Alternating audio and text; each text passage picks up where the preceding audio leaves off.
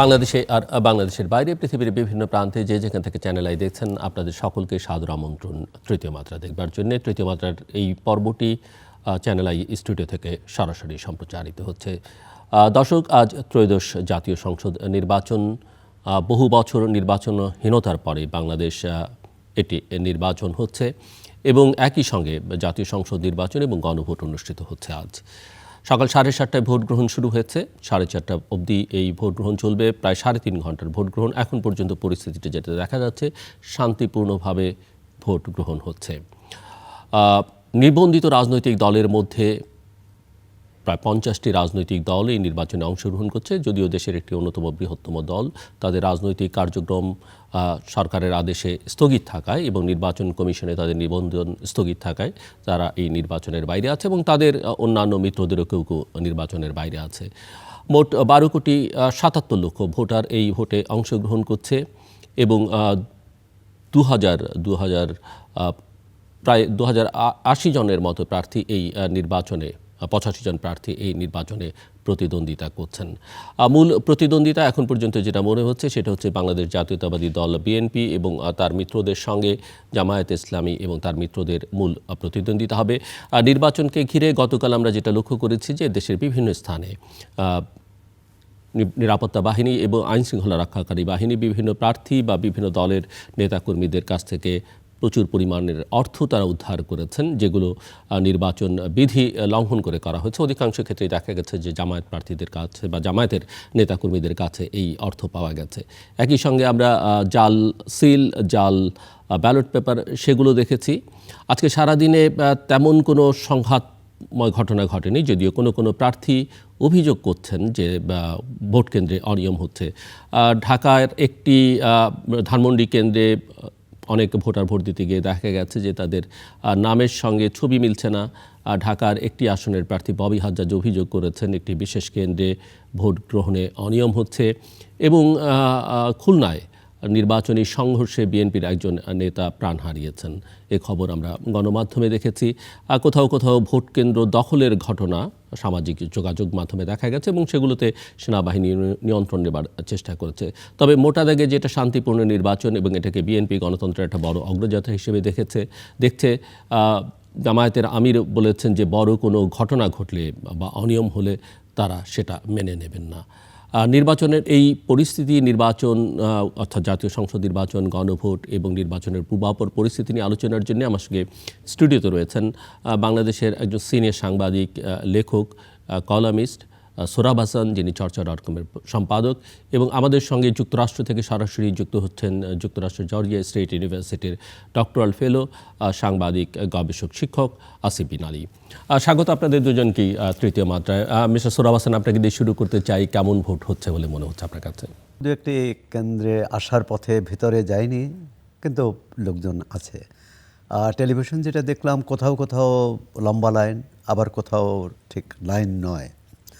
এটি হতে পারে যে ধীরে ধীরে আসবে। আপনি বললেন যে 3 ঘন্টা নির্বাচন ভোট গ্রহণ হয়েছে।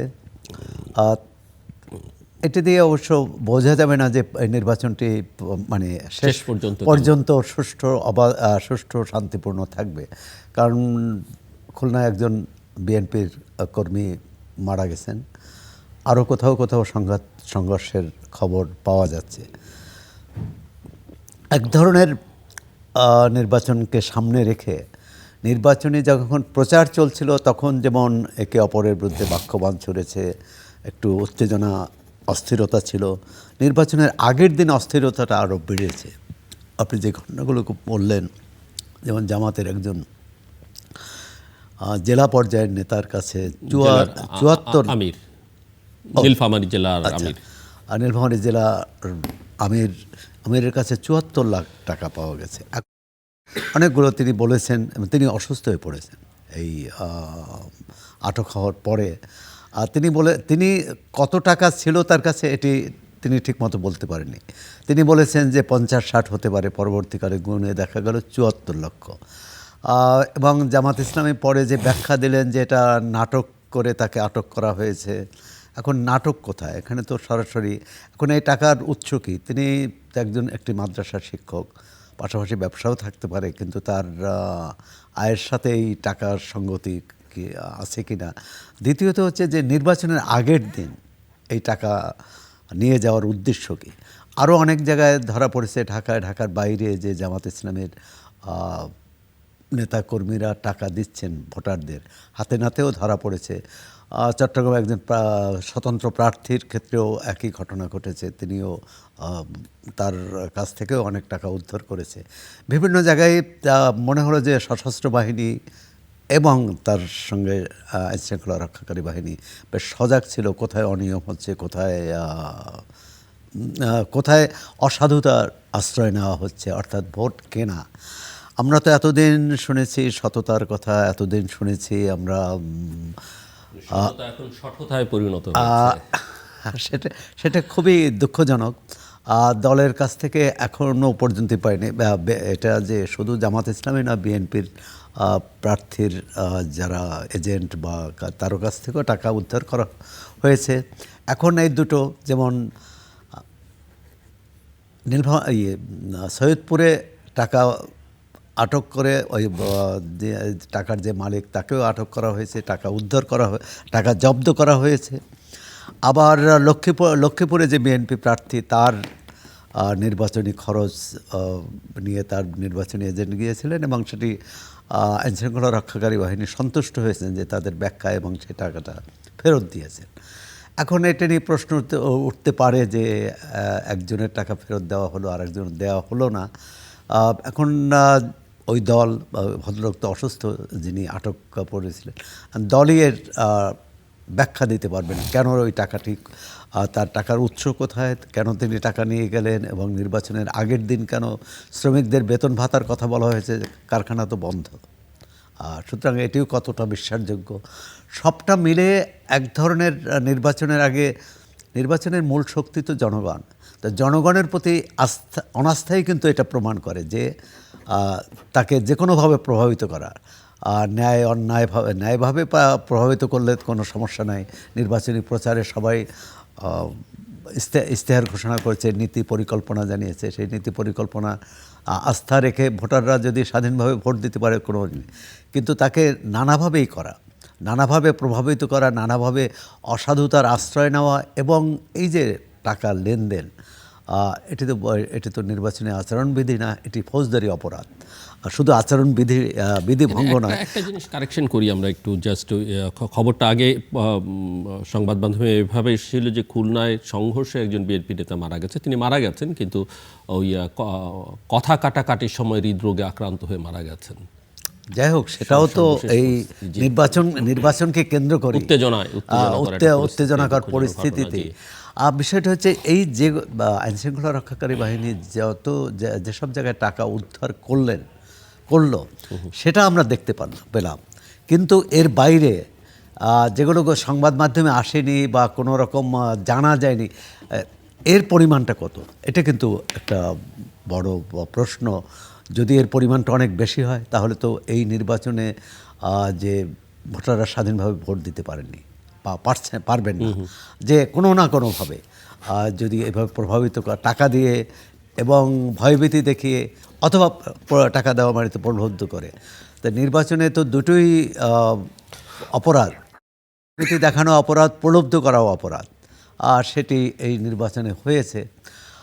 এখন জানি না এটা কী মাত্রায় হয়েছে, যদি নির্বাচন ভোট গ্রহণের শেষ পর্যন্ত বোঝা যাবে। আর আমরা দুজনের মন্তব্যই দেখলাম, দুজন প্রধান দুই পক্ষের, জামাতের আমির ডক্টর শফিকুর রহমান এবং বিএনপির চেয়ারম্যান তারেক রহমানের ভোট গ্রহণের দৃশ্য দেখলাম টেলিভিশনে। এবং জামাতের আমির বলেছেন যে তারা একটি তো বললেন যে তার বড় কোনো অন্যায় হলে বা বড় কোনো অনিয়ম নেবেন না, সুষ্ঠু নির্বাচন হলে সবাই যেন মেনে নেন। হ্যাঁ, এটি দুজনের কাছ থেকে এসেছে যে নির্বাচনে ফলাফল মেনে নেওয়া। তা আমাদের নেতারা যা বলেন সেটা আশা করি কথা রাখবেন, কারণ আমরা তো অতীতে দেখেছি যে তবে জামায়াতের আমির বলেছেন নির্বাচন সুষ্ঠু হলে মেনে নেওয়ার জন্য অনুরোধ সুষ্ঠু করছেন। হলে তো মেনে নেওয়ার কোনো ব্যাপার নাই। এখন সুষ্ঠু হওয়াটা তো এক একজনের এক এক রকম। এক একজনের আপনি কাছে দেখেছেন এক এক যত রকম। ভালো নির্বাচন হয়েছে অতীতে, পরাজিত পক্ষ কোনটাই কিন্তু মেনে নেয়নি। ইলেকশন চিফ ইলেকশন কমিশনার তিনি সবার সহযোগিতা চেয়েছেন এবং তিনি বলেছেন যে পাতানো নির্বাচন আর বাংলাদেশে কখনো হবে না। না, প্রধান নির্বাচন কমিশনকে ধন্যবাদ জানাতে হয় যে অনেক আমরা তার সমালোচনা করেছি এবং অনেকেই করেছেন, রাজনৈতিক দলগুলো করেছে। এক ধরনের তিনি মানে মাথা ঠান্ডা রেখে কাজ করার একটা চেষ্টা করেছেন। অনেক বিচ্যুতি আছে, অনেক দুর্বলতা আছে, ব্যালট পেপার নিয়ে পোস্টাল ব্যালট নিয়ে অনিয়ম হয়েছে, আর সেগুলো আবার এই নির্বাচন কমিশন এই কারণে ধন্যবাদ পেতে পারে, অনেকগুলো সংশোধন করেছে। আরেকটি বিষয়ে তার সাহসের পরিচয় দেয়, এখনও বিষয়টি খুব বিতর্কের মধ্যে আছে, কারণ অন্য পক্ষ এটা মানতে চাচ্ছে না, সরকারের নীতি নির্ধারকরা। নির্বাচন কমিশন বলেছে গণভোটে, অর্থাৎ গণভোটে হার নায়ের পক্ষে সরকারি কর্মকর্তা কর্মচারীদের এখতিয়ার নেই এবং তারা এটি করতে পারবেন না। এরপর কিন্তু সরকারি কর্মকর্তারা এর পক্ষে প্রচার করেনি। এমনকি সরকার নীতি নির্ধারক যারা তারাও খুব জোরে সোরে এটা প্রচার করছেন না যে গণভোটে অংশ নিন, এটাই বলেছেন। সুতরাং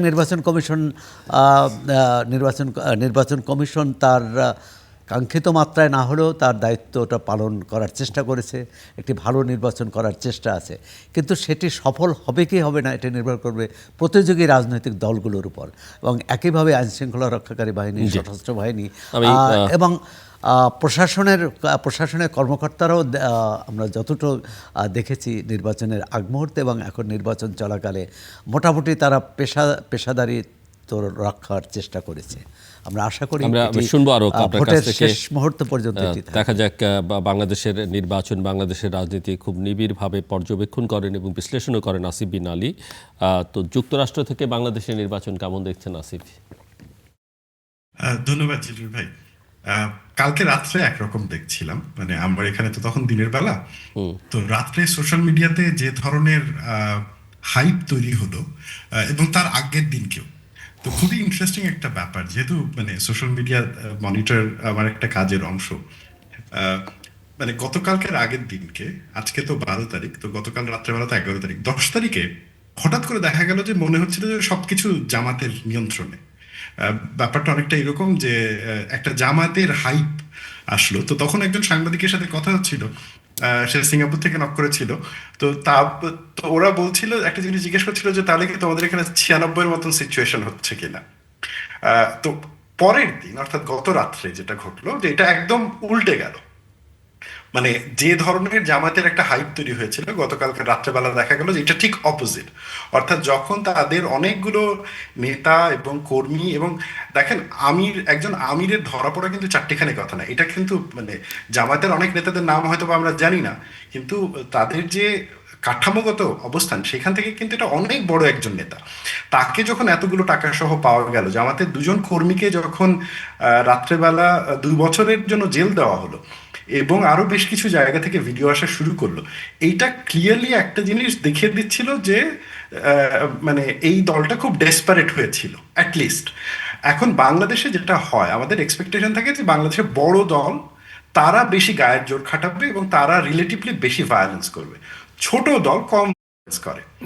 তো এই যে থিওরিটা, এইবার মনে হচ্ছে এই নির্বাচনে এটা ঠিক পুরোপুরি কাজ করবে না। এমন না যে বিএনপি দুধে দেওয়া তুলসী পাতা ছিল, যে তাদেরও বেশ কয়েকজন নেতাকর্মীর এরকম কিছু খবর পাওয়া গেছে, কয়েকটা ইনসিডেন্ট সামনে এসছে। কিন্তু আপনি যদি প্রপোর্শনেটলি দেখেন বিএনপির অ্যাক্টিভিটিস এবং জামায়াতের অ্যাক্টিভিটিস গতকাল রাত্রেবেলা, তাহলে আপনি দেখবেন যে জামায়াত অনেক বেশি এগ্রেসিভ ছিল এবং জামাতের যেগুলো ধরা পড়েছে সেইটা তো আইসবার্গ, মানে একদম মানে ওপরের একটা অংশ, এর নিচে আরো কি ঘটেছে সেইটা মানে আরো ডিপলি দেখতে গেলে বোঝা যাবে। আমি একটা এক্সাম্পল দিই। আনসার ভিডিপির 300 জন সদস্যকে নির্বাচন দায়িত্ব থেকে সরিয়ে দেওয়া হয়েছে।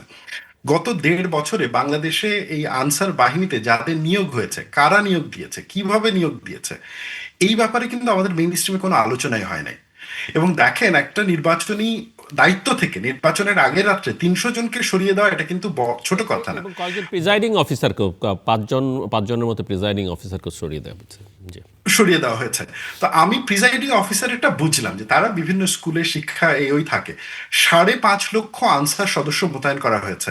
গত 1.5 বছরে আমাদের সাংবাদিকরা প্রশ্ন করেননি যে কত হাজার নতুন আনসার সদস্য নিয়োগ করা হয়েছে এবং এই নির্বাচনে এই আনসার সদস্যরা কি ভূমিকা পালন করবে। এটা খুব গুরুত্বপূর্ণ একটা প্রশ্ন আমার মনে হয়, যেটা আমরা ওভারলুক করে গেছি। আরেকটা বিষয় যেটা মানে আজকে সকাল থেকে এখন পর্যন্ত যখন ভোট হচ্ছে এবং আমরা যখন মোটামুটি সোশ্যাল মিডিয়া এবং নিউজ পেপারেও দেখছি, কিছু কিছু জায়গায় বিচ্ছিন্ন কিছু সংঘর্ষ ছাড়া ওভারঅল কিন্তু ভোট মনে হচ্ছে যে ওকে, এই 3 ঘন্টাটা রিলেটিভলি পিসফুল। এটা নির্ভর করবে আগামী 24 ঘন্টায় আসলে কতজন মারা যায়, কতজন আহত হয়, কতটি কেন্দ্রে সংঘর্ষ হয়। এই 3টা এলিমেন্টের উপরে ঠিক হবে যে এই নির্বাচন গ্রহণযোগ্য হবে নাকি এই নির্বাচন বিতর্কিত থাকবে। এই নির্বাচনের তো একটা বিতর্কিত পার্ট ইতোমধ্যেই আছে, যেটা হচ্ছে যে বাংলাদেশ আওয়ামী লীগকে এই নির্বাচনে অংশগ্রহণ করতে দেওয়া হয়নি। কিন্তু তারপরেও যদি নির্বাচনে 60 থেকে 70% মানুষ ভোট দেয় এবং যদি সংঘর্ষ না হয়, তাহলে এক ধরনের মানে কম্পেয়ার টু 2014, 18 এবং 24-এর নির্বাচনের তুলনায় এটা অনেক বেশি গ্রহণযোগ্য নির্বাচন হবে। কিন্তু এটা যে একদম বিতর্ক মুক্ত থাকবে তা না। তো এখন জিলুর ভাই, আমাদের দেখার বিষয় আগামী 24 ঘন্টা কিভাবে হয়। আরেকটা পয়েন্ট আমি আপনার সাথে অ্যাড করতে চাচ্ছি। আপনি নির্বাচনের ফলাফল মেনে নেওয়ার কথা বলেছেন। হ্যাঁ, পলিটিক্যাল পার্টির কমিউনিকেশন যদি আমরা খুব কাছে থেকে আপনি দেখি, দেখে মানে নাহিদ ইসলাম কিছুক্ষণ আগে বলেছেন, মানে ভোট দিয়ে তিনি এনসিপি বহুল আলোচিত, নাহিদ ইসলাম বহুল আলোচিত ন্যাশনাল সিটিজেন পার্টি এনসিপি প্রধান, তিনি বলছেন যে তারা সরকার গঠনের দ্বার প্রান্তে। দেখেন, এইটা ইলেকশনের একদম বিকালের দিন পর্যন্ত ইলেকশনের শুধু রেজাল্ট না, নার্ভটা ধরে রাখারও একটা ব্যাপার থাকে। এবং যারা দলের প্রধান নেতৃত্ব থাকেন তাদেরকে তখন অনেক ধরনের পলিটিক্যাল ট্রুথ বলতে হয়। ইট নট নেসেসারি যে এটা ফ্যাকচুয়াল ট্রুথ। এখন আসলে বিকেল মানে যখন ফলাফল ঘোষণা শুরু হবে তখন আমরা বুঝতে পারবো যে কারা সরকার গঠন করতে চাচ্ছে। তবে নাহিদের এই বক্তব্যকে আমি ওই ফর্ম থেকে দেখবো যে সে যেহেতু একটা পার্টির প্রধান এবং তাকে সেই দলের কর্মীদের তো মনোবল ধরে রাখতে হবে, তো সেই জায়গা থেকে আমার ধারণা তিনি এই ধরনের পোস্ট করেছেন। তারা জিততে পারে, আবার তারা হারতেও পারে। এটা আসলে নির্ধারিত হবে কিভাবে বাংলাদেশের মানুষ কাকে ভোট দেয়। কিন্তু আমি এই বেসিক কমিউনিকেশনটাকে এভাবেই দেখি যে এটা হচ্ছে মাঠে যাতে কর্মীদেরকে উৎফুল্ল রাখা যায় যে তোমরা মানে আগে মানে হারার আগেই হেরে যেও না, হেরে হাল ছেড়ে দিও না। তো এটা এক ধরনের মোরাল বুস্টিং এর জায়গা থেকে আসে। জিলুর ভাই, আমি যে কথাটা আসলে আগে একটু বলতে চাচ্ছিলাম সেটা হচ্ছে যে বাংলাদেশের নির্বাচনের এই যে ফলাফল গ্রহণ করা বা গ্রহণ না করা, এইটার ক্ষেত্রে আমাদের কিন্তু একটা প্যাটার্ন আছে। আপনি যদি 1991 থেকে 2008 পর্যন্ত বাংলাদেশের যে গ্রহণযোগ্য নির্বাচনগুলো হয়েছে সবগুলোতেই যেটা হয়েছে যে সরকার দল এটাকে গ্রহণ করেছে আর বিরোধী দল দেখা গেছে যে কেউ সূক্ষ্ম কারচুপির কথা বলেছে, কেউ কারচুপির কথা বলেছে, পরে গিয়ে নানা ষড়যন্ত্র তত্ত্বের কথা বলেছে। এখন দেখার বিষয় এই নির্বাচনেও এই ধরনের কোনো আলাপ আসে কিনা, যে যে দল জিতে গেল আর যে দল হেরে গেল তাহলে তারা কিভাবে রিয়াক্ট করে। একটা ব্যাপার ধরেন, মানে যদি জামাত জিতে যায় তাহলে বিএনপি কিভাবে রিয়াক্ট করবে, আর যদি বিএনপি জিতে যায় তাহলে জামাত কিভাবে রিয়াক্ট করবে। তো এই আলাপগুলো থেকে যে পয়েন্টটা বের হয়ে আসে সেটা হচ্ছে যে এটা একটা মেসেজ যেও দিবে আমাদের আজকে আগামী 72 ঘন্টার মধ্যে যে আমাদের রাজনীতির কোনো কোয়ালিটেটিভ পরিবর্তন ঘটেছে কিনা, যে তারা ফলাফলটা জনগণের রায়টা মেনে নিবে নাকি এটাই ধরে নেবে যে না সবকিছুই ষড়যন্ত্র তত্ত্বের মাধ্যমে হয়, সেটাও একটা দেখার বিষয়। জি, মিস্টার সোহরাব হাসান, আপনি শুনছিলেন অনেকগুলো আনসারের প্রসঙ্গ আসলো, প্রিজাইডিং অফিসারদের প্রসঙ্গ আসলো। আমরা কতগুলো অনিয়মের কথা দেখেছি, যেমন পোস্টাল ব্যালট নিয়ে বহুল আলোচনা হয়েছে, অনেক কথাবার্তা হয়েছে, অভিযোগ হয়েছে। ভোটার ট্রান্সফার নিয়ে বিএনপি অভিযোগ করেছিল যে অস্বাভাবিক ভোটার ট্রান্সফার করা হয়েছে এবং সেটা মূলত জামাতের উদ্যোগেই হয়েছে। এবং আমরা গত কয়েকদিন ধরে দেখছি যে ওই যে জাল ব্যালট পেপার পাওয়া যাচ্ছে বিভিন্ন জায়গায়, সিল মারা হচ্ছে, সেটা দেখলাম। কালকে রাতেও কোনো কোনো কেন্দ্রের কিছু কিছু ঘটনা বা দেখা গেছে। তো সব মিলিয়ে এগুলো কিভাবে ঘটলো বা ঘটছে বা এর প্রভাব কি বলে আপনি মনে করেন? এর কিছুটা ঘটে আইনের ফাঁক ফোকর দিয়ে। এখন একজন ব্যক্তি যিনি এখন ধানমন্ডি থাকেন, তিনি যদি উত্তরা চলে যান এবং নির্বাচন কমিশনকে আবেদন করেন আমি এখন উত্তরা বসবাস করি, আমার ভোটারটা স্থানান্তর করেন, নির্বাচন কমিশন কিন্তু সেটি করতে বাধ্য। মানে করতে পারে, আইনানুগভাবে করতে পারে, স্বাভাবিক। স্বাভাবিক। এখন এরকম যদি সদল বলে বা পরিকল্পিতভাবে সংঘবদ্ধভাবে। হাজার হাজার বা 3,000, 4,000, 5,000, 15,000-এর কথা বলা হয় ঢাকার একটি আসনে জামাত ইসলামের সমর্থকরা স্থানান্তর করছেন। এখন এটি তো একদিনই করেনি, এক মাসেও করেনি, এটা বেশ দীর্ঘ সময় নিয়ে করেছে এবং তারা একটা উদ্দেশ্য নিয়ে করেছে। আমি এটা ফাঁকি দিয়েছে, এটা নৈতিকভাবে প্রশ্ন, কিন্তু এখানে আইনের ব্যত্যয় নাই। কিন্তু অন্যগুলো হচ্ছে আইনের ব্যত্যয়, আইন অমান্য করা। যেমন ব্যালট পেপার, পোস্টাল ব্যালট যাওয়ার কথা প্রতিটি ঠিকানায় একজন ব্যক্তির কাছে যাওয়া, সেটি একটি বাড়িতে শত শত পোস্টাল ব্যালট যাবে এবং একজন জামাতের নেতা বা দায়িত্বপ্রাপ্ত ব্যক্তি তিনি বিভিন্ন জনে জনে এটা বিতরণ করবেন এবং তাদের কাছ থেকে আবার ব্যালটটা ফেরত নেবেন। মানে এটা হচ্ছে একেবারেই অন্যায়, অসাধুতা। আর সুতরাং এটি করলে এটা আইনানুগ ব্যবস্থা নেওয়া উচিত। এবং নির্বাচন কমিশন দেখলাম যে নির্বাচনের নিম্ন পর্যায়ের যাদের যোগসাজশে কাজটি হয়েছে তাদের বিরুদ্ধে ব্যবস্থা নিয়েছে, কিন্তু ওই রাজনৈতিক দলের কারা কারা জড়িত ছিল সিলের ব্যাপারটিও বেশ এখানকার গণমাধ্যমে এসেছে এবং জামাত একটা ব্যাখ্যা দেওয়ার চেষ্টা করেছে। কেন্দ্রীয়ভাবে বলেছে তিনি জামাতের কেউ নন, তাকে করা হয়েছে। আবার জেলা পর্যায়ের জামাত থেকে তাকে বহিষ্কার করা হয়েছে। আরেকটি বিষয় এর মধ্যে, যেমন নারী প্রসঙ্গটি এবার জামাত ইসলামের জন্য একটা কি বলবো অস্বস্তির কাঁটা অথবা প্রধান বাধা। এবার নির্বাচনে যদি জামাত পরাজিত হয়, নাহিদ ইসলামের আকাঙ্ক্ষা অনুযায়ী যদি নাহিদ ইসলামের আকাঙ্ক্ষা, আরেকজন আলোচিত প্রার্থী এনসিপি নেতা, তিনি তার নির্বাচনী আসনে পঞ্চগড় 1-এ ভোট দিয়ে বলেছেন যে প্রশাসন যদি ব্যর্থ হয় আমরা কাউকে জয়ী হতে দেব না। আচ্ছা, যাই হোক, কাউকে জয়ী হতে আমি নাহিদের যে প্রত্যাশা আকাঙ্ক্ষা সেই অনুযায়ী যদি ফলাফল না হয়, সেটার একটা বড় কারণ হবে নারী প্রশ্নে জামাতের পশ্চাৎপদতা এবং নারী বিরোধী অবস্থান। আপনি একটি দেশে, গণতান্ত্রিক দেশে বসবাস করেন, গণতন্ত্রে বিশ্বাস করেন, বলবেন নারী নেতৃত্ব আমরা মানি না, নারী প্রধান হতে পারবেন, নারী সরকার প্রধান হতে পারবেন না। যে নারী সরকার প্রধানের অধীনে মন্ত্রিত্ব করেছেন, নির্বাচন করেছেন, বিরোধী দলে থেকেছেন, আমি মনে করি এটা জামাত মানুষকে হয়তো বোকা ভাবছে এই দলটি। এটি একটি। আর দ্বিতীয়ত হচ্ছে যে জামাত ইসলামী যতটা তার নীতি আদর্শের কথা বলেছে বা বিএনপির নীতি আদর্শ তার কর্মসূচিটা বিরোধিতাটা বেশি করেছে। এটি এক ধরনের ধরেই নিয়েছে প্রতিপক্ষ বিরোধী।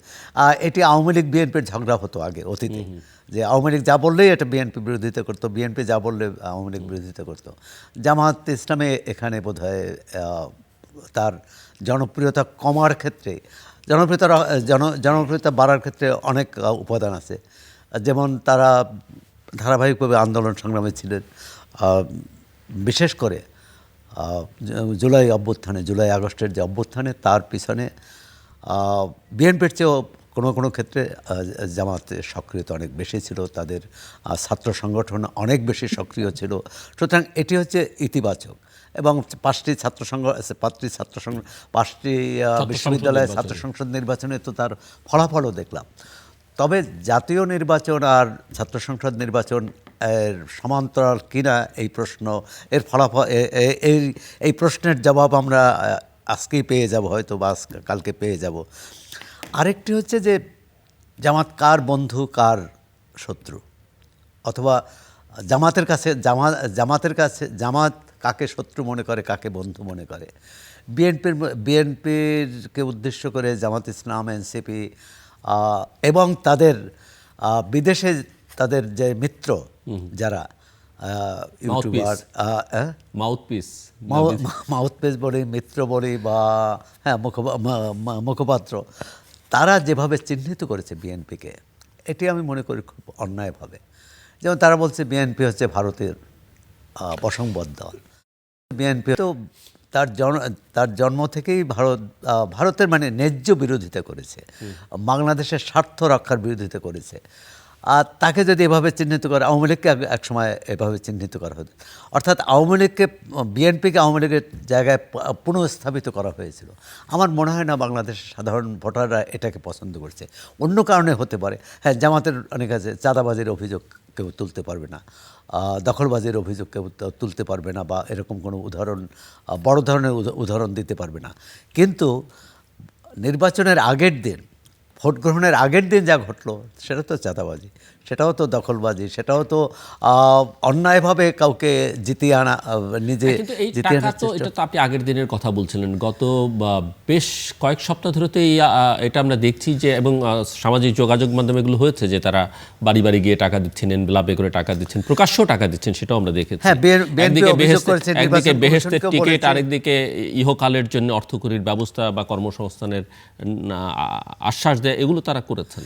কর্মসংস্থান আশ্বাস দিতে পারে, একটা হচ্ছে রাষ্ট্রীয়ভাবে দেয়, আরেকটা হচ্ছে যে না, আমরা তোমাদেরকে সবকিছু দেখাশোনা করবো, কোনো অসুবিধা না, আচ্ছা সেটা দিতে পারে, বাট আচ্ছা, ইউ আর অ্যাবসলিউটলি দিতে রাইট। পারে, কারণ এই ছাত্র সংসদ নির্বাচনে যে ছাত্র শিবির বা তার ওই জোটের যে জয়ী হওয়ার পিছনেও কিন্তু এটি অনেকেই বলেন যে যারা নানান আশ্বাস, সুযোগ যারা সুবিধা। নানা সমস্যায় পড়েছে, বিপদ আপদে তাদের পাশে দাঁড়িয়েছে। জি। এখন এখানে জাতীয় প্রশ্ন একটি, জামাত, এটা বলবো যে অন্যান্য ইসলামী দল থেকে জামাত অনেক উদারতার পরিচয় দিয়েছে। একজন অন্য ধর্মের মানুষকে প্রার্থী করেছেন। তিনি জিতলে জামাত ইসলামী আর জামাত ইসলামী থাকবে কিনা সেটাও প্রশ্ন, যে তাহলে তো একটা সেকুলার দল হয়ে গেল। একটু এটা আছে, কিন্তু কোথায় জানি তার দ্বিধাদ্বন্দ্ব আছে, কোথায় জানি তার এক পা আগায় দু পা পিছনে। আর যেমন নারী প্রশ্নে সে একটুও এগোতে পারেনি। বাংলাদেশের 51% মানুষ নারী, এবং আমি কে বলার যে নারী কি করতে পারবে কি পারবে না, নারী কি পড়তে পারবে কি পারবে না। একজন পুরুষ মানে কি, জামাতের নেতা তো পুরুষ, আমিও পুরুষ, তাই আমি বলার অধিকার রাখি না যে নারী কোথায় যাবেন, কি করবেন, তার স্বাধীনতা নেই।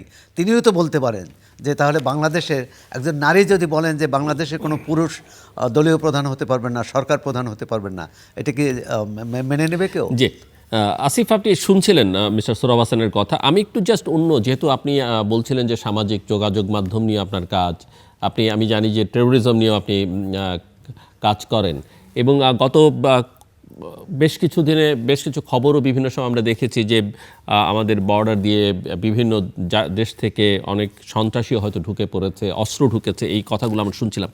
সো পোস্ট ইলেকশন সিনারিও আমরা হয়তো সারাদিন, বা অনেকেই মনে করছে যে দুপুর 2টোর পরে এক ধরনের পরিস্থিতিটা বুঝতে সহায়ক হবে, ফলাফল ঘোষণাকালীন সময়ে আরেক ধরনের পরিস্থিতি তৈরি হতে পারে। আপনি কি ধরনের সম্ভাবনা বা আশঙ্কা আপনার মধ্যে আছে, আপনি দেখেন?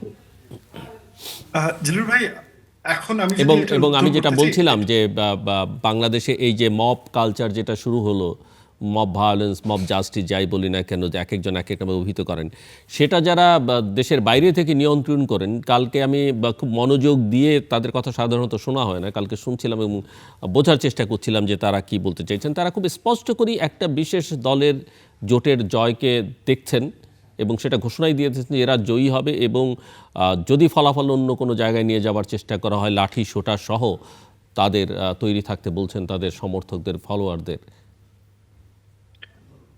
জিলুর ভাই, এখানে দুটো এলিমেন্ট রয়েছে। একটা হচ্ছে যে ট্রান্সন্যাশনাল টেররিস্ট নেটওয়ার্ক, এবং যেটার কথা আপনি বলছিলেন যে ক্রস বর্ডার টেররিজম এবং ক্রস বর্ডার ইনফিলট্রেশন, এটা একটা।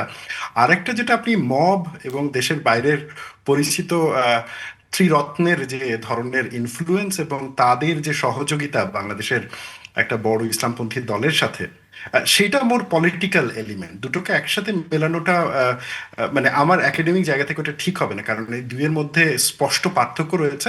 একটা হচ্ছে যে মিলিটেন্ট এলিমেন্ট, আর একটা হচ্ছে যে মোর পলিটিক্যাল এলিমেন্ট।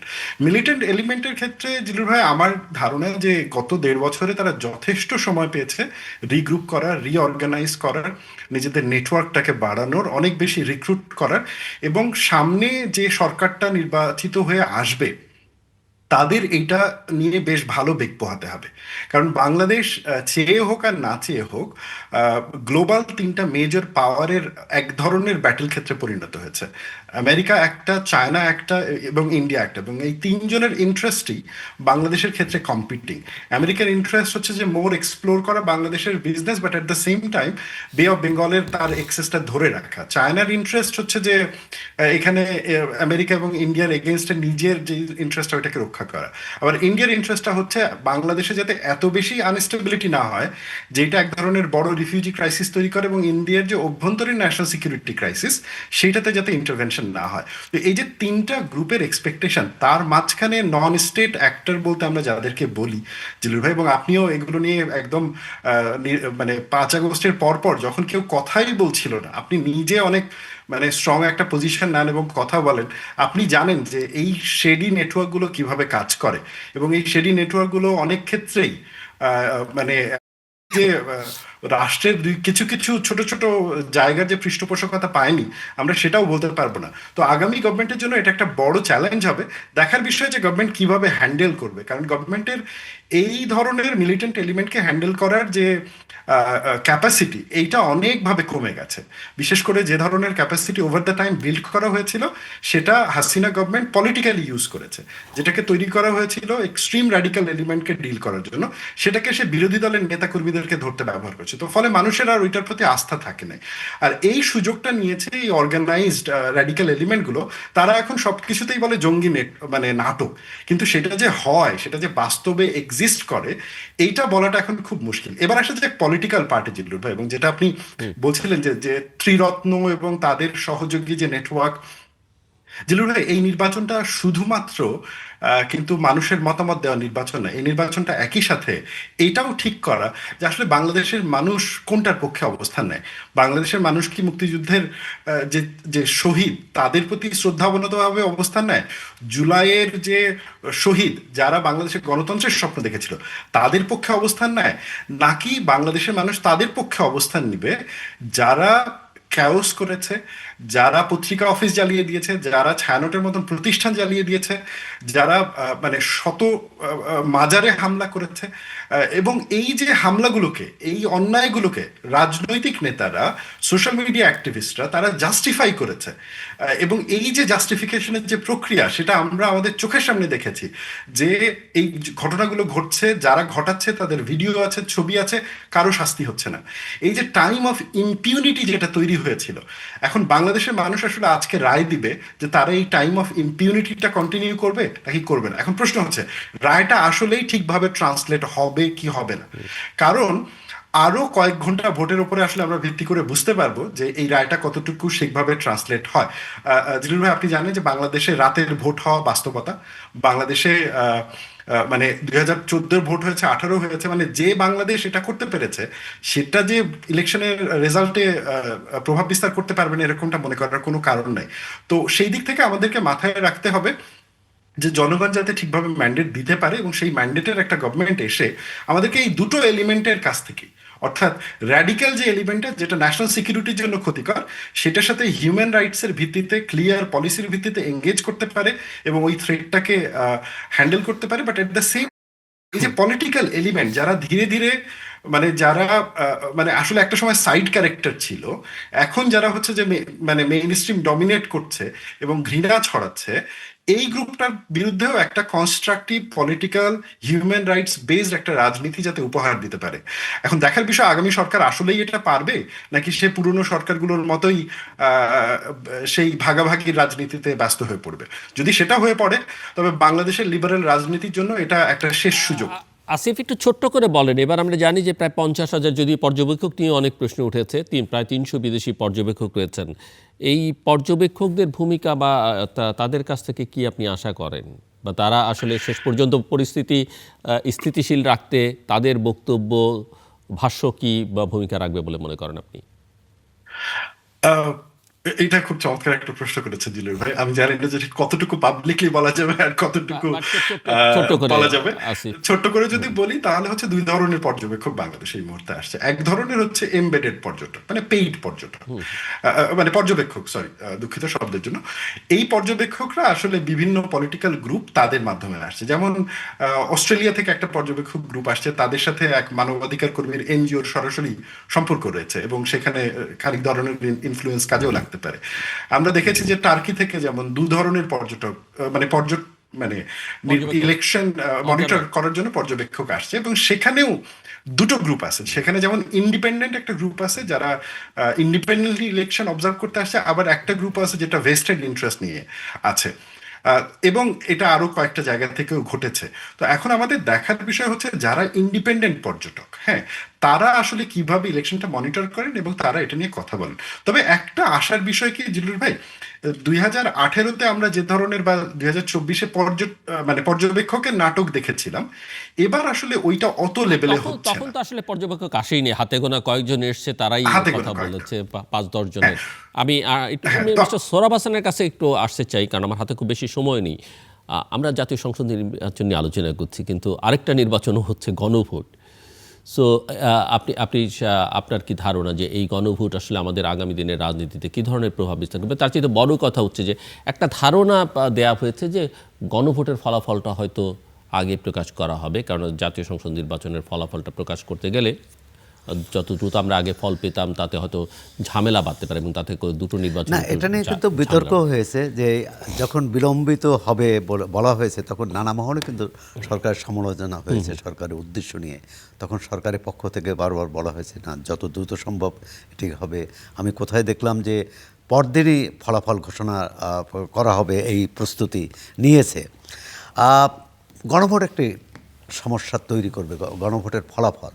সেটি এ কারণে, আমরা যে টেলিভিশনে এটিএন বাংলায় টেলিভিশন যে খবর দেখছিলাম, বিভিন্ন জায়গা থেকে তাদের প্রতিনিধিরা যে খবর পাঠাচ্ছিলেন সরাসরি, তাতে তারা বলেছিলেন, অনেকেই নারীর সংখ্যাই বেশি, নারী ভোটারের সংখ্যা, যে তারা বলছেন যে কি কি জানতে চাইছে তো বুঝি না, মানে কী চেয়েছে বুঝি না। বলে ভোট দেবেন কি করে, বলে ভোট দেব।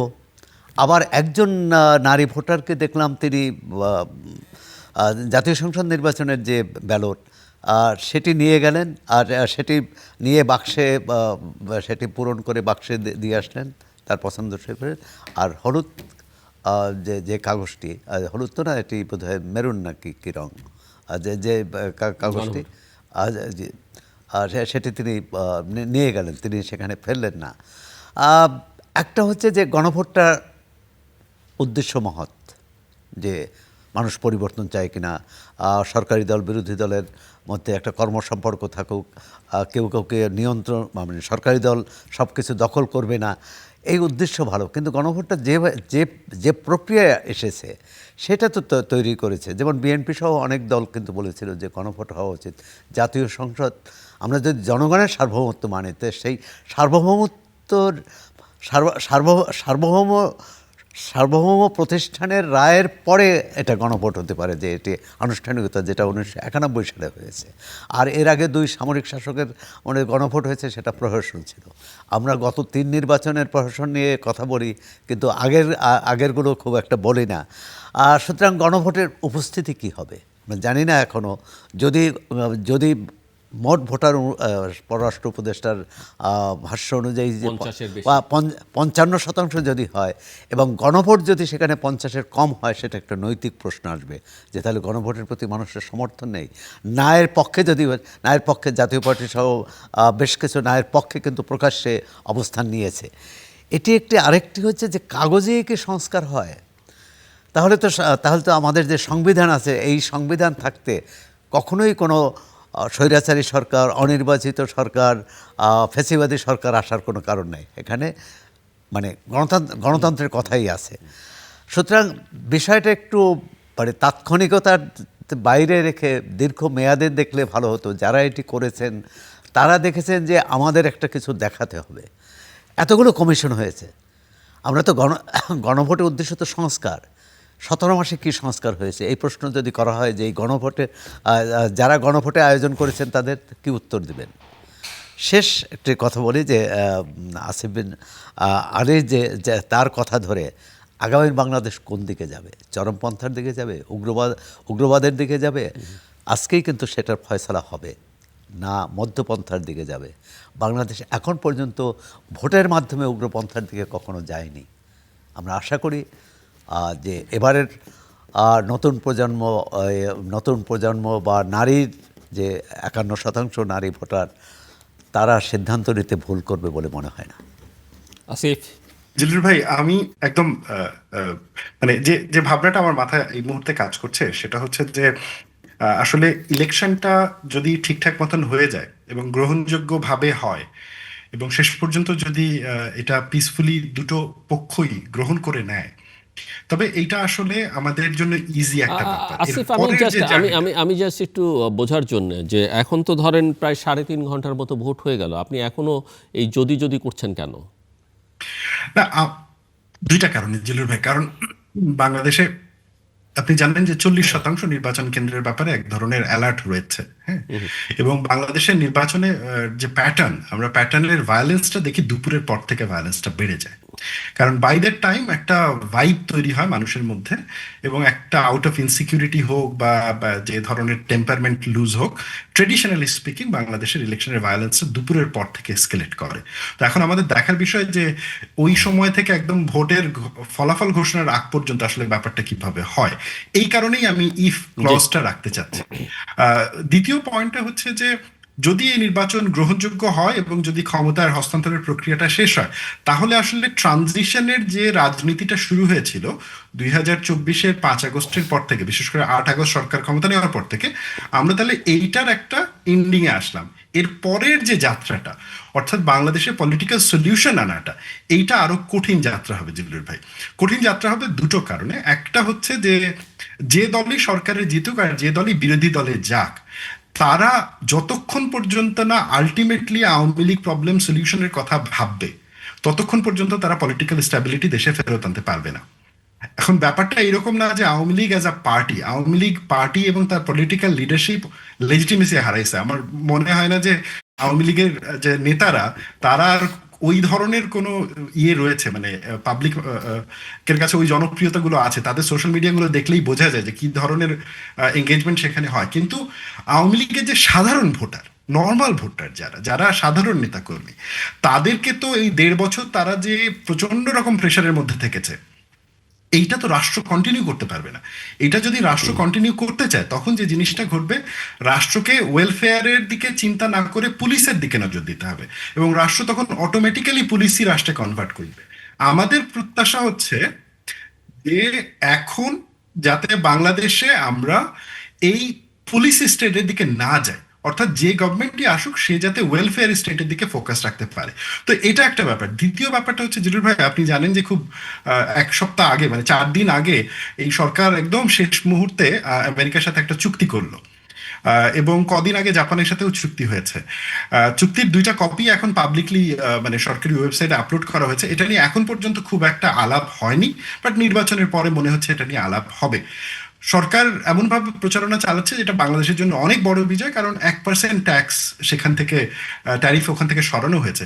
কিন্তু আলটিমেটলি এর বিনিময়ে আমরা কি কি দিয়েছি, এই আলাপটা এখন পর্যন্ত কিন্তু হয় নাই। আমি এখানে কোনো কনস্পিরেসি থিওরিতে যাচ্ছি না। 2টা রাষ্ট্র তার জায়গা থেকে আলাপ আলোচনা করেছে, চুক্তি করেছে। আমাদের দেখার বিষয় হচ্ছে যে এখানে বাংলাদেশের অটোনমি কতটুকু থেকেছে, আর কোন কোন জায়গায় কতটুকু ছাড় দিতে হয়েছে। বিশেষ করে আমাদের মার্কেট ওপেনের যে ব্যাপারটা বলা হয়েছে, এই মার্কেট ওপেনিংটা আমাদের লোকাল ইন্ডাস্ট্রির উপরে, লোকাল ফার্মারদের উপরে কি ইম্প্যাক্ট পড়বে। সো এই যে মানে গ্লোবাল পাওয়ারগুলোর সাথে যে নেক্সাসটা তৈরি হয়েছে গত 1.5 বছরের মধ্যে, এইটার একটা ইম্প্যাক্ট আগামী সরকারকে কিন্তু ভোগ করতে হবে। থার্ড যে পয়েন্টটা, যেটা বলে আমি শেষ করতে যাচ্ছি জিলুর ভাই, সেটা হচ্ছে যে ইন কেস যদি আমরা একটা হ্যাঙ্গিং পার্লামেন্ট পাই, এবং that would be a nightmare for Bangladesh, যদি একটা হ্যাঙ্গিং পার্লামেন্ট হয়, তাহলে যে গেমটার মধ্যে বাংলাদেশ পড়েছে, এই গেমটা তো শেষ হবেই না, বরং এটা আরো বেশি ইন্টেন্সিফাই হবে, প্রথমত। দ্বিতীয়ত হচ্ছে যে আমরা তখন এই যে নন স্টেট অ্যাক্টরদের যে রোল, তাদের যে ক্ষমতা, তাদের যে প্রভাব, এইটা সোসাইটিতে এবং স্টেটে আরো বেড়ে যাবে। ওইটা আমাদের জন্য একটা বড় ন্যাশনাল সিকিউরিটি থ্রেটও তৈরি করবে। আমার প্রত্যাশা হচ্ছে যে যেই জিতুক, সে জিতে ক্ষমতায় আসুক, হ্যাঙ্গিং পার্লামেন্ট তৈরি না হোক, একটা শক্তিশালী সরকার গঠিত হোক, যেই সরকার পাবলিক ম্যান্ডেট নিয়ে ওয়েলফেয়ার স্টেটের কথা ভাবুক, নাগরিকের প্রবলেমগুলো হিউম্যান রাইটসের ফ্রেমে সলভ করুক, হিউম্যান রাইটস বেসড রাজনীতি করুক, কিন্তু যাতে পুলিশি স্টেটে পরিণত না হয়, এটাই প্রত্যাশা। মিস্টার সোহরাব হাসান, আপনার কাছে একটু বুঝতে চাই যে আমরা দেখছি যে এই নির্বাচনের আগ মুহূর্তে সরকার বেশ কিছু চুক্তি বিভিন্ন দেশের সঙ্গে করেছে, যেগুলো আসিফ উল্লেখ করলেন, এবং ফরেন অ্যাক্টর যারা তারাও বেশ অ্যাক্টিভ আমরা দেখলাম নির্বাচন নিয়ে, প্রকাশ্য অপ্রকাশ্যভাবে, এবং তাদের কারো কারো প্রতি সমর্থনের কথাও বাতাসে ভেসে বেড়াচ্ছে। তো সব মিলিয়ে একটু আপনার কাছ থেকে শুনতে চাই যে এই জনপরিসরে বিশেষ করে রাজনৈতিক মহলে যে আলোচনাটি বেশ জোরদার, সেটি হচ্ছে এই সরকার বিদায়ের মুহূর্তে অনেকগুলো চুক্তি করে পরবর্তী নির্বাচিত সরকারকে বিপদে ফেলল। এই চুক্তির বোঝা তাদের বহন করতে হবে। আপনি জানেন যে দুই দেশের মধ্যে চুক্তি হলে সেটা বাতিল করা খুব কঠিন, যে কোনো এক পক্ষে। ভারতের সাথে বাংলাদেশের যতগুলো চুক্তি হয়েছে সেটি কিন্তু ওই অন্তর্বর্তী সরকার বাতিল করতে পারেনি। সুতরাং এর হিসাব নিকেশ করা উচিত। যেটা আসিফ বিন আলী বললেন যে আমরা যে শুল্ক চুক্তি করলাম, এর আমরা কি কতটা লাভবান হব এবং কতটা ক্ষতিগ্রস্ত হব। আর কোনো চুক্তিতেই, আমিও ওই চুক্তির খসড়ায় দেখলাম, এই চুক্তিতে বা এটা নিয়ে যে রিপোর্ট হয়েছে, যে তাতে আছে যে কোনো বাংলাদেশ যেসব দেশ থেকে পণ্য কিনে সেক্ষেত্রে তাদের এক ধরনের বিধিনিষেধ আছে ওই নির্ভরতা কমানোর, যেটি এখানকার মার্কিন রাষ্ট্রদূত শুনানিতে বলেছেন, এখানে এসেও বলেছেন যে তারা বাংলাদেশের চীনের প্রভাব কমাতে চান। এটা তাদের ভূ রাজনীতির যে নীতি তার অংশ। এখন হচ্ছে কি, আমরা তো অনেক ব্যাপারেই দর কষাকষি করতে পারি না। একটা হচ্ছে আমাদের ওইরকম আর্থিক সক্ষমতা নেই। দ্বিতীয় হচ্ছে যে যারা দর কষাকষি করবেন, যাদের আমরা পাঠাই বা যারা যান, তারা কতটা সক্ষম, তারা পুরো বিষয়টা বোঝা।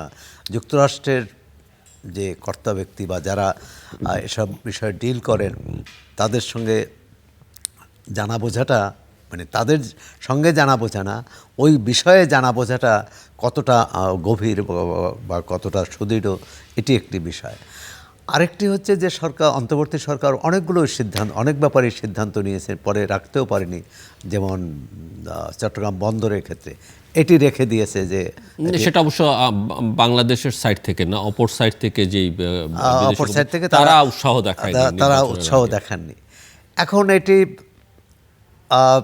এই অন্তর্বর্তী সরকার, এটি তো আর করা যাবে না। তারা ভালো করলেও সেটার সুফল আমরা পাবো, আর মন্দ করলে সেটার বোঝা বহন করতে হবে। নির্বাচিত সরকার এসে সেটা পুনর্মূল্যায়ন করবে। জনপরিসরে আলোচনা হওয়া উচিত। যেমন মার্কিন এই যে শুল্ক নীতির প্রথম দিকে বলা হলো যে এটা ডিসক্লোজার করা যাবে না, মানে এটা প্রকাশ করা যাবে না। আপনি জানি না, যেখানে নিরাপত্তা বিষয়ে জড়িত না থাকলে এবং একবারে প্রতিরক্ষা বিষয়ে না থাকলে এটা কেন প্রকাশ করা যাবে না। অতীতেও অন্য দেশের সাথে যে চুক্তি হয়েছে, আমাদের কোনো পার্লামেন্টেই এটি নিয়ে আলোচনা হয়নি। এটা খুবই দুর্ভাগ্যজনক। তাই ভবিষ্যতে যারা আসবেন, তারা আশা করি যে তারা এসব ব্যাপারে স্বচ্ছ থাকবেন, জবাবদিহি করবেন, যেটি তাদের নির্বাচনী অঙ্গীকার। একই সঙ্গে আমি আসিফ বিন আলীর সঙ্গে একটু যোগ করতে চাই। 54 বছর আমরা বিভাজিত রাজনীতির করে আসছি, একেবারে স্বাধীনতার পর থেকে প্রতিটি সরকার। 12ই ফেব্রুয়ারির পর নির্বাচনের মাধ্যমে যে সরকারটি আসবে, আমরা আশা করি তারা বিভাজন থেকে বেরিয়ে আসবেন। সবাইকে নিয়েই বাংলাদেশে চলতে হবে, এবং সেটি আওয়ামী লীগ যেমন বিএনপি জামাতকে বাদ দিয়ে রাষ্ট্র পরিচালনা করতে পারেনি, তাকে স্বৈরতান্ত্রিক হতে হয়েছে, কর্তৃত্ববাদী হতে হয়েছে, তারপরও শেষ রক্ষা হয়নি। সুতরাং যারা আসবেন তাদের জন্য এটি কিন্তু একটা বড় শিক্ষা। তারা যদি একটি জনগোষ্ঠীকে, একটি অংশকে বাদ দিতে চান, আপনি জানেন পার্বত্য চট্টগ্রামে যে খুবই কয়েক লাখ মানুষ, সেই কয়েক লাখ মানুষের সাথে যুদ্ধ করে কিন্তু বাংলাদেশ রাষ্ট্রের যে কর্তৃত্ব যাদের হাতে ছিল, নিয়ন্ত্রণ যাদের হাতে ছিল, তারা কিন্তু শেষ পর্যন্ত চুক্তি করতে বাধ্য হয়েছেন। যদিও পরবর্তীকালে সেই 28 বছরের চুক্তি বাস্তবায়ন হয়নি। এবং সেখানেও একটা ব্যাপারেই দেখি যে আমাদের সামরিক, বেসামরিক, ডান বাম মধ্য সবার মধ্যে ঐকমত্য যে চুক্তি বাস্তবায়ন না করা। একটা বিষয় জাস্ট ছোট্ট করে আমি আসিফের কাছে যাব।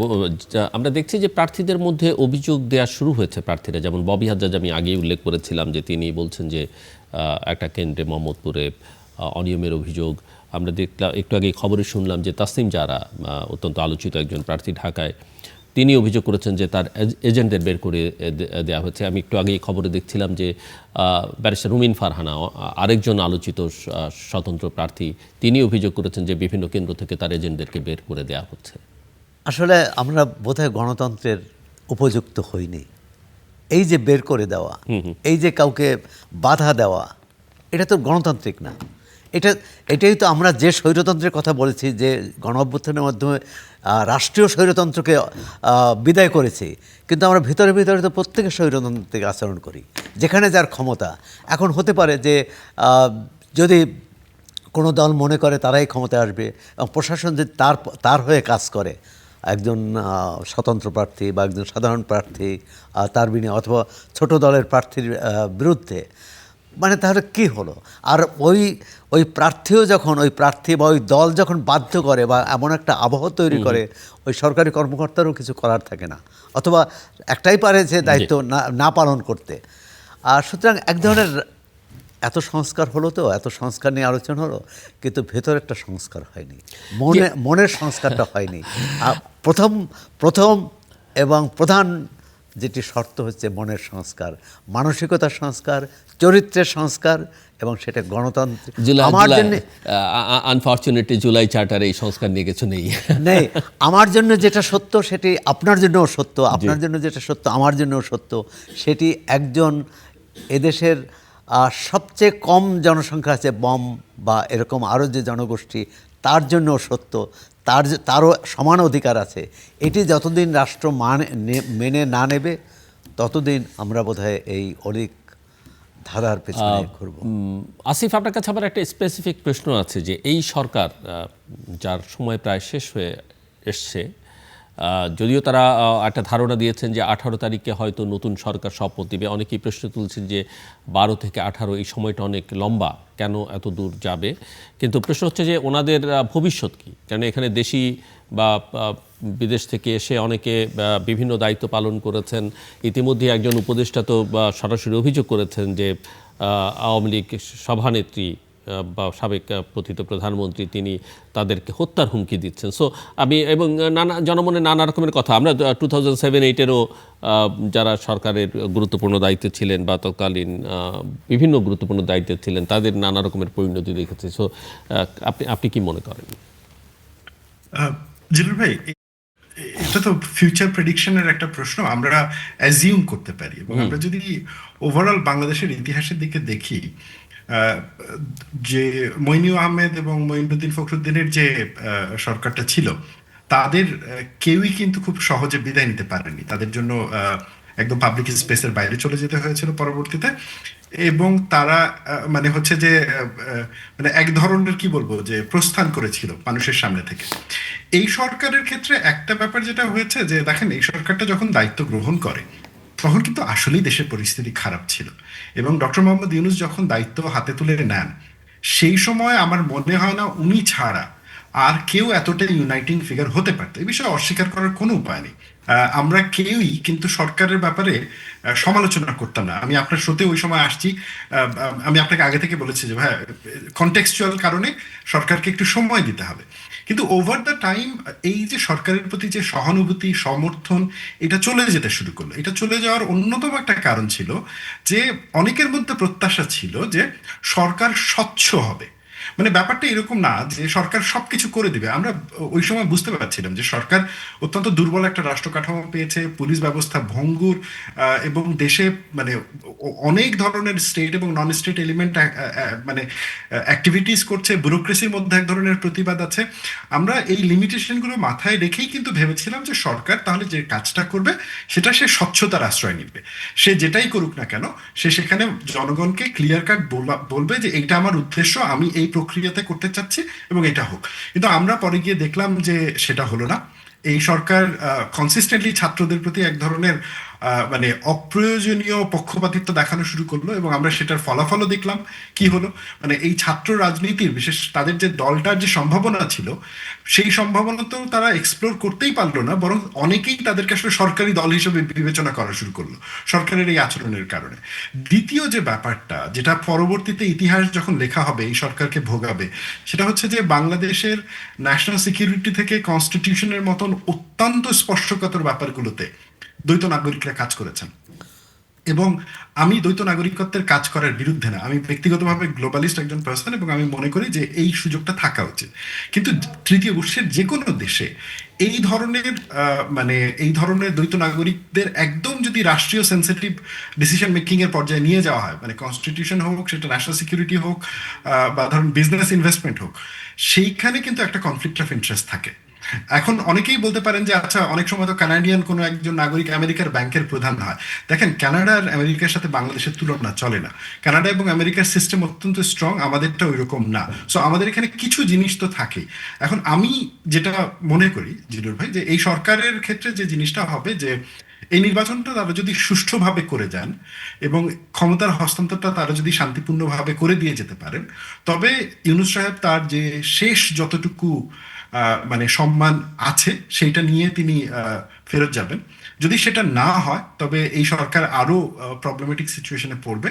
আর যদি আমরা ধরে নিই যে সবকিছু ঠিক হলো, ইলেকশনটা ভালো হলো, একটা ইলেকটেড গভর্নমেন্ট আসলো, সরকার পাওয়ার হ্যান্ড ওভার করলো, তখন যে জিনিসটা আমার ধারণা হবে সেটা হচ্ছে যে ইভেনচুয়ালি এই সরকারের সময়ে যে ধরনের কাজগুলো হয়েছে তার ব্যাপারে শ্বেতপত্র প্রকাশের একটা দাবি হয়তো বা আসতেও পারে, যে কি ধরনের কাজ হয়েছে, কি প্রসেস মেনটেন করা হয়েছে, কারা এগুলো হ্যান্ডেল করেছে, কেন মবের ক্ষেত্রে ব্যবস্থা নেওয়া হয়নি, এমনকি মানে ডেইলি স্টার প্রথম আলো যখন পুড়িয়ে দেওয়া হলো তখন কি ধরনের ব্যবস্থা নেওয়া হয়েছে, এটা আসলে নাগরিক হিসেবে আমাদের জানার অধিকার রয়েছে। বা লাস্ট আমি যে কথাটা বলে শেষ করব, একটা ব্যাপার আমার ধারণা ঘটতে পারে যে এই সরকারের তো একটা বড় অংশ সিভিল সোসাইটির মানুষজন গেছিলেন, মানবাধিকার কর্মী, অধ্যাপক, সাংবাদিক, এবং তারা এখন অনেকেই হয়তো তাদের প্রফেশনে ফেরত যাবেন। কিন্তু আমার একটা নৈতিক প্রশ্ন এখানে থাকে, যে রাষ্ট্রের অ্যাবসলিউট হার্ড পাওয়ার এক্সারসাইজ করার পরে তারা আবার কেমন করে সিভিল সোসাইটিতে ফেরত আসবেন এবং নিরপেক্ষ ভূমিকা পালন করবেন, সেই নিয়ে আমার নিজের একটা সন্দেহের জায়গা আছে। কারণ এখানে একটা মোরাল অথরিটির ব্যাপার আছে। আপনি যখন রাষ্ট্রীয় পাওয়ার হোল্ড করেন এবং তারপরে এসে আসলে নিজেকে নিরপেক্ষ দাবি করা যায় না। তো ফর এক্সাম্পল, আমি যদি কখনো কোনোদিন পলিটিক্সে জয়েন করি, সেদিনকে আমি বলবো যে আজকে থেকে আমার কথা পলিটিশিয়ান আকারে নেবেন, আমার কথা একাডেমিক আকারে নেবেন না। এইটা হচ্ছে একটা বেসিক ট্রান্সপারেন্সি মডেল।